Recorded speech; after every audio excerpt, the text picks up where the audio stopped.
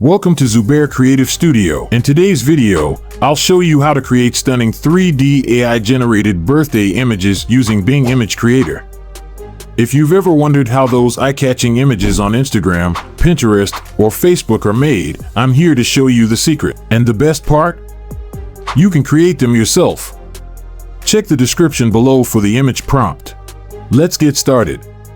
First, open Google Chrome on your computer or mobile phone. Type Bing Image Create into the search bar and click on the first website that appears. If you don't have an account, make sure to create one. It's quick and easy. Once you're in, you'll have access to Bing's image creation tool, which provides free daily credits for generating images. Now, let's dive into the fun part. In the Bing Image Creator, you'll see a space to enter your prompt. This is where you can get creative with your text and color choices to match your style. For this tutorial, I'll use the prompt Zubair Creative Studio as an example.